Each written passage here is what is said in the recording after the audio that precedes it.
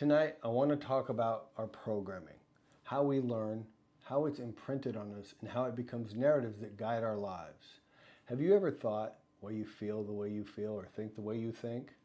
Those thoughts that I'm not worthy enough, no one will ever love me, or some other narrative within your thinking that limits your life and has progressive consequences or limitations? That's a form of addiction. That's actually the root of addiction in many people. Tonight, I want to explore that with you. It's important to understand that your programming can be changed. The way you're wired can be rewired. You can create new neural pathways. In treatment, I say if something isn't working, let's practice something different. And like baseball, if you've practiced baseball your whole life right-handed, if you've played right-handed, and today someone came up and said, we have a big baseball game, but you have to play left-handed, you don't have a neural pathway that says left-handed baseball. What do? What's required? You're probably going to have to practice over a period of time to become proficient at it. That's the same way with anything else in our lives. It takes practice and practicing something different to rewire our thinking and our programming. From the moment we're born, our programming is beginning. Just like a computer, our brains store material. And over time and repetition, those create neural pathways. And those become how we perceive the world, how we look at one another and ourselves in conjunction with the world around us. And sometimes those things are not congruent with a healthy life.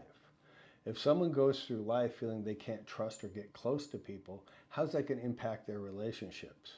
Perhaps it started as a trauma as a little boy or girl, but as an adult it shows up in a whole different way, very limiting.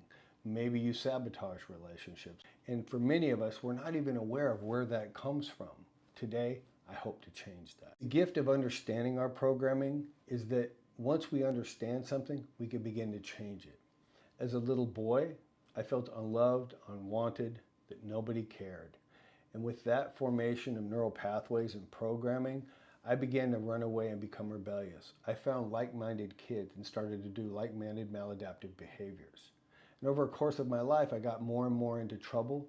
And people would say, just throw him in juvenile hall or youth authority, put him on detention, kick him out of school. But nobody ever really talked about the programming that was not congruent with a healthy life.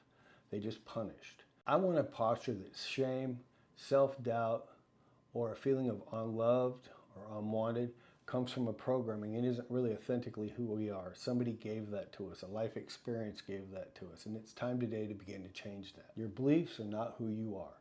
For many, we never heard the word neuroplasticity. It's a scientific term, but really what it means is if you're doing something wrong and you have a neural programming or a neural pathway or a habit that's not congruent with healthy life, neuroplasticity offers us the means of changing that or practicing something different.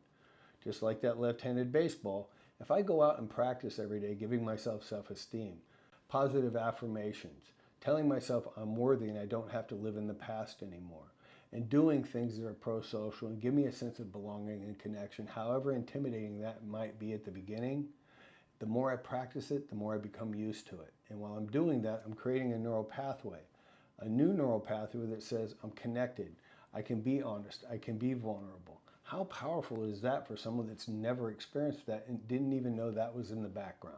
The first step is becoming aware of your automatic thoughts, those underlying things that are like, why am I doing this? And looking back at where that started, where it comes from, and why it's been repeated in your life and what you've gained from it. Awareness is key. Once you're aware of them, it's time to start interrupting them. Like, for instance, I go to dances when I was 19 or 20 years old, very shy, very intimidated, would not go out on the floor and ask someone to dance because I worried about rejection, because I've been rejected as a kid and multiple times in relationships. So I wasn't going to go out on that floor. But there was a counselor. He went out on the floor and asked this cute woman, hey, would you dance with this client? Because I was in a program at the time. Of course, I didn't know that conversation was happening. But my counselor came back over. He said, hey, she'd like to dance with you. She's an old friend of mine. It eliminated my insecurity, and with some trepidation, I went out and danced with this woman. But after the dance, I said, how do you know my counselor? She goes, oh, I didn't. He just came out and said you were a little shy and needed some support. Now, I would say I was a little shocked, but I'm grateful that he pushed me to do something I probably would not have done on my own without support. You see, he was aware of my inner programming. He was aware of the neural pathways that governed my life, and he gave me a little push start to get the help I needed to get out on the dance floor. Maybe you're like me and you look at life like you're at a dance and want to participate but don't know how. That's something that's blocking. That's bad programming. My suggestion, get out on the floor and dance. Get out on the floor and be vulnerable. Have fun. Live. Don't let that inner narrative from your past define your future anymore. And finally, once you're aware of a narrative that's problematic or addictive in nature that's causing you problems or limiting you in life, and you begin to practice this different behavior, you have to do it habitually. And the more you do it, the more it becomes who you are. That's the gift of neuroplasticity. With change comes great fear and anxiety. I'm going to ask that you be courageous. Pick one thing that limits your life. One thing. You know, I'd like to say there's something each one of us holds on to. Maybe it's as a child you were told you can't show feelings or emotions. It's a weakness.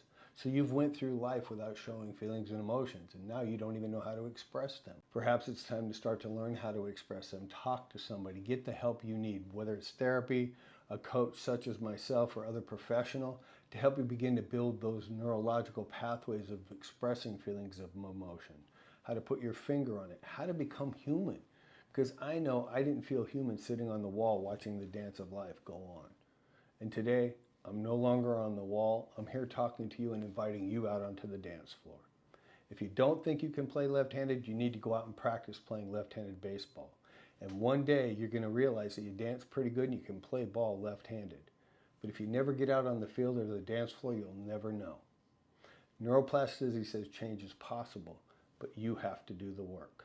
If you do the work, anything is possible, and I hope this helps you today to see a brighter path and a brighter future.